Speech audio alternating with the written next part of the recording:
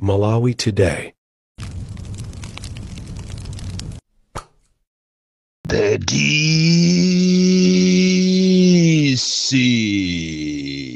President wantu osauka woyamba kuno ku Malawi amene amangoyima pa chilungamo kuwayimirira othodwawo amene amakhala ndi mawu koma amalephera ena amafuna kumalankhula ngati ma activist koma amapanga mantha kuopa kumangidwa. Chino sichimaopa unyolo ndipo ndinganene kuti ndausowa kwambiri unyolo chimangiridwire ndipatenga nthawi yayitali. Ine ndizapitirira kuwauza Malawi, kuwayimirira Malawi kuyima pa chilungamo osakhala poyang'ananso makobiri. Izi sitipangira makobiri koma tipapangira kuti ziko likhale likutukuka, anthu azikhala informed. Komanso tikamalankhula zina ndi zina boma limapanga machawi ndi kumasintha pena ndi pena monga mmene zikuchitikira mu boma limeneli la DPP. Tikalankhula akubomako akumamva ndi zina ndi kumasintha. Lero ndili ndi nkhani zazikulu kuchokera ku corruption, chilungamo pa ziko, komanso nkhani zosiyanasiyana zokhuzana ndi umoyo wa Malawi. Koma tisanapite kumene ndafuna ndikuziwiseni ya Malawi kunena kuti pa 29 November kuli show ya Isaac and Jacobo andichosangasa ndichonena kuti pamene Amalawi yakubwera ku BICC kuzaona ma comedies amenewa kukumbukira our fallen heroes Isaac and Jacobo nayenso Manganya ndi Winiko akakhala komwekonso akachitanso perform live. A former vice president Michael Usi Manganya face to face ndi Bon Kalindo Winiko. Izizi zikuchitika ku BICC pa 29 November. Tiyeni Amalawi tizisupporta talent yathu yakonkuno ku Malawi, our own talent, musically komanso even in theater circles. Tizisupportana toka even poetry. Izi ndizofunikira kwambiri. Tikapanga choncho ndikuti tikutukula ziko lathu. One day tizachita export talent ikupita kumaiko ena. Lero tikambirana nkhani zokhuzana ndi mfuti kuno ku Malawi. Posatira imfa ya mzimayi uyu doctor amene waomberedwa masiku apitawa kuchigumula. It is as a result of mfuti zimene zikumangopezeka chisawawa. Boma tulapita lija kunena chilungamo lidagawa mfuti zambiri. And utenga ukuyenera upite kuma authorities unena kuti munayenera mukhale ndi deliberate program yolanda mfuti zonse muno Malawi. And amene amayenera apezeke ndi mfuti ndi wa polisi kapena wame. Komanso wa polisi kapena wameyo akapezeka ndi mfuti ndiye kuti ayichita register mu buku kunena kuti wakuti watenga mfuti namba chakuti ndi zipolopolo mwakuti.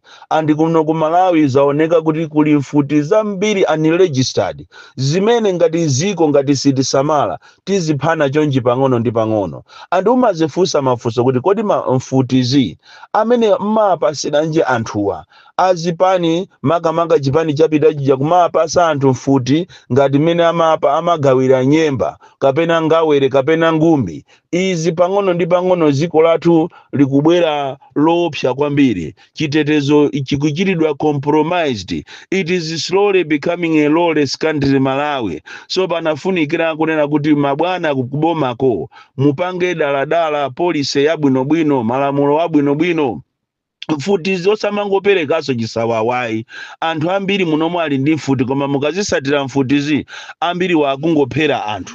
Andi panayenera kuti mutengepo action ino akulu kunena kuti mfuti zimene zagawidwa masiku apitawa mboma lapitalo mfuti kumangogawana. Even ogwira ntchito pa MBC amene timvese program anapasidwa mfuti amene ajawo.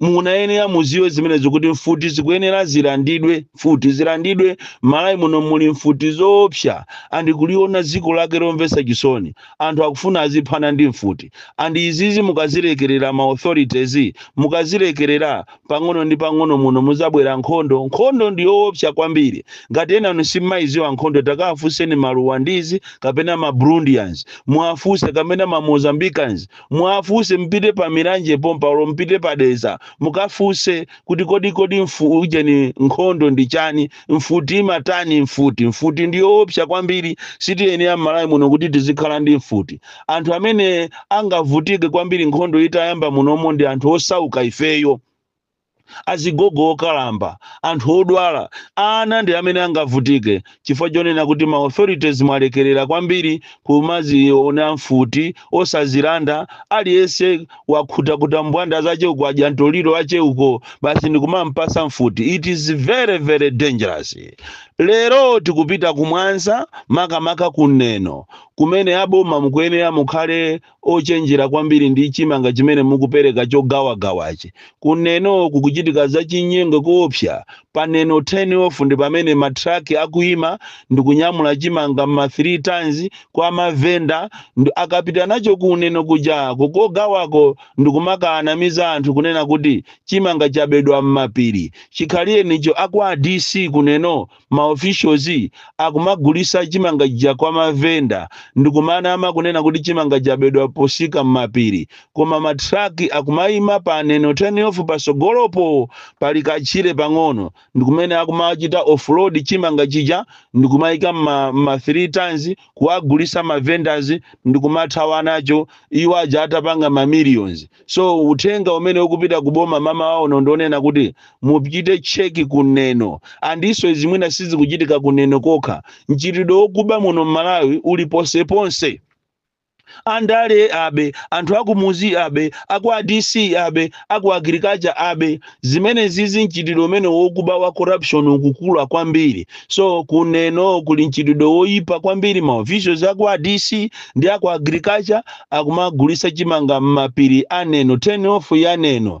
Kani itu yokuba itu yachuluka kwambiri, even mukapita kumulanje South East kumene koko kwa Buka Matemvu MP amene wasankhidwa kumeneko akunamizidwa ni makansala akumene kwa kuanamiza anthu ndikumakatenga ndalama mogwirizana ndi akumulanje district council ndikumachita rehabilitate ma bridge ngati mene kuliri kwa Cashon uko kwa Sungani Nzeru kumene koko kwa bangidwa ma bridge onama kwambiri, ma bridge ngati Maperera bridge kumene koko ndi kwa Cashon kumene kwa manga ma bridge kumana mangudadi bridge mene hii yangu kulidwa tu matumba 4 la cement ndikuipaka ndi nchenga, koma mitengo imene ikuchulidwa kuti ndalama zawo nongeka pamenepo akuti ma 15 million 20 million, kuiona bridge imene yaja 20 million inu kumva chisoni. So pakufunikira kuti ma officials aku local government muzichita mukhale ni monitoring mechanism, mupite makansala ambiri akuba kwambiri mmene alowa mboma mwakufuna basi azingoba mmene akhala pa udindo pa alemerepo, imene imakhala connection yakwa DC ndi kansalayo pamene anena kuti ma MP sizi kuakhuza chitukuko cha kansala panonso pamene zikusintha kuti chitukuko azichiyang'anira ADC pamene popo muziwe kuti kukhaza chinyengo koopsa pakati pa ma officials akwa DC amene ndi ophunzira kuphatikiza ndi anthu amene ndi osaphunzira akumuzi anyengereredwa anthu amene ajawo ndalama zikubedwa koopsa. So abuka Matemvu kumene muliko muziwe kunena kuti mu constituency mwanu mukuchitika za chinyengo koopsa ngati kwa Cashon kumene koko komanso madera ena osiyana ako Sungani Nzeru kumeneko kwa Mamera kumeneko nyamatanu awa makansala sitikufuna kutchula mayina akuba ndalama koopsa abandalama ndikunamizira kunena kuti aononga 15 million kwa Mamera 20 million kwa Cashon, yeti mabridge wangu apakapaka ndi cement matumba awiri ndikuchaja 15 ina 20 million. Nkhani ina yachinyengo imene ikuchitika kuja kumachedwa kumangochi ino mukukumbukira bwinobwino kunena kuti Patience na Madingo anazipereka mwana uja asanapite kukamanga sukulu ija kuti akonze ma ambulance apa Mangochi District Hospital, koma nkhani imeja endalowa ndale zosatira zake mwana uja Patience na Madingo ndalama zache za abambo ache ndi abale ache kufuna kuti athandize ziko la Malawi poona degree ya anthu amene akuvutika anamukaniza mwana uja kuti akonze ma ambulance, ndipo ma ambulance anakokedwako onse kupita ku PVHO ya kumangochi ndikumakana anama kuti kumene koko ati afuna akonze zinthu zichitachitika chonchija maambulasi aja mupite mukapezanso abwerera ali kumangochi district hospital konkuja osakonzedwa andi ngati kunatengedwa ndalamazo anangoba andi kumeneko kuli mchitidwe even DHA wa kumeneko kumangochi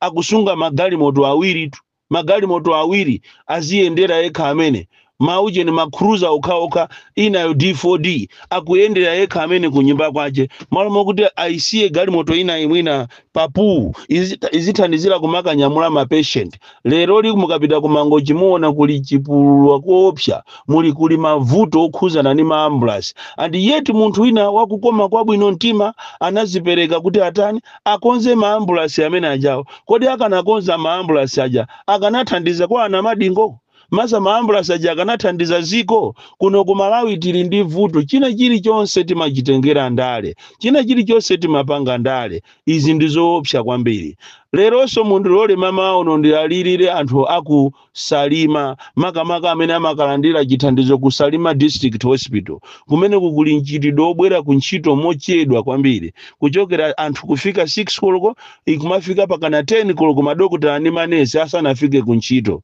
ndipo anthu akamba kuwalemba akumauza kuti zipitani mankhwala amene wamukagule ku pharmacy kuno kulibe andi yeti munthu wamba kudikirira from 6 pakana 10 o'clock andiso usanasirize kulankhula za matenda ako amakhala akulembera kale akupasa tikiti ati akulembera mbuku moja kuti ukagule mankhwala kapena ukalandire Panadol iyi ni nkhani yomvesa chisoni kwambiri kwa anthu ozungulira ku Salima ati mchitidwe umene ozuza mapatient suli tuko khako tukusalima koya even olo kuphalombe even olo kuchiringa kuli chipatala china cha Katolika kumene koso kuli manesi amwano oti siku uje ni mwezi watau patient wa ku maternity anabereka eka mwana kugwera pakana pa floor manesi kumaona kuti kumene ukapanga zako ni mamuna ako ife kunalibe usatinyase kulephera kuwaitana anesi tatamangani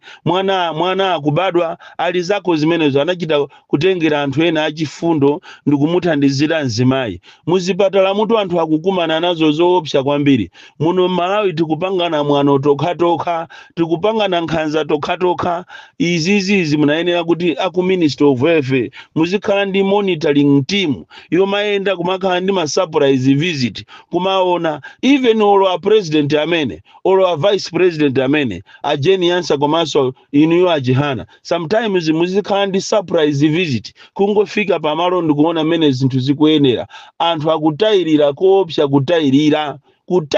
kutayirira muno Malawi kayeso awa traffic every 1 kilometer a traffic 1 kilometer a traffic izizi sizi kukhala bwino zikuchita fuel corruption chifukwa ambiri achi amangolandiramo ndalama m'misewumo anthu omalizira kwambiri amene ndikufuna kuwalirira mama wa uno ndi anthu aku Northern Region makamaka amene ndi alimi amene akufuna kugula fertilizer ku smallholder ya ku Mzuzu kumene ku smallholder chifukwa cha zinthu zina ndi zina za ndale inasekedwa ndipo anthu alibe access kuti akagule fertilizer andi yeti mvula yagwa muikwendenimu yagwa mu eutinimu yagwa mu Mzuzu kuchiputura uku mvula yagwa bwino kwambiri ngakhale mikuti misewu ndiyo nongeka kukafika kukaronga koma mvula yagwa bwino koma anthu akusowa kukagula fertilizer zosatira zake anthu azakhala ndi njala kukubweraku chifukwa anthu akuvutika kuti akapeze fertilizer kwa amene mwina ndi osika mtengo mwina ali ndi njira zawo ma 10,000 koma kwa amene ndi alimi a serious akufuna agule fertilizer ku smallholder ya ku Mzuzu kulibe fertilizer munayenera kuti mpange machawi ino aboma makamaka a Minister of Agriculture muyang'ane nkhani imene kwambiri kunena kuti ku Mzuzu smallholder idasekedwa smallholder ndipo tikunena panopa alimi akusowa kuti akagula kuti fertilizer komanso kuphatikiza pamenepo alimi ambiri amene analima chimanga chaka chatha akuvutika pakana lero kuti chimanga chawo akagulisa kuti pamene inu aboma a Ministry of Agriculture mukusakasaka chimanga kunja chonde achite nisoni consider amalawi amene ali ndi chimanga chochuluka kwambiri. Kodi mukagula chimanga kunoko ndiye kuti numucho support transport simpeza simufunafuna so forex, komanso most importantly muthandiza alimi ako kuno ku Malawi amene ndalama zawo zikhalemo muno Malawi ndipo zithandizanso Malawi momuno. Tiyeni tizichosandale pa china chilichonse kuli chimanga chochuluka kwambiri chimanga. Koma osayiwalira kunena kuti pali anthu ena amene analandira nawo ndalama za mega farm. Tikunena pano anangogulagula mahotelo, anangogulagula magalimoto, koma anosanabweze ndalama. Ena amatenga fetereza ochuluka kwambiri, munthu umodzi kutenga matumba 5,000 afetereza. Zimene zizi aboma mukuyenera kuti muzilondoloze pamene mukulondolozanso anthu amene aba ndalama za kunefi. Bon Klindo the DC, mwana woopsa kwambiri, the most deadly and dangerous child from Njeza village, TA Mabuka, box 76, Mulanje, Malawi, Southern Africa.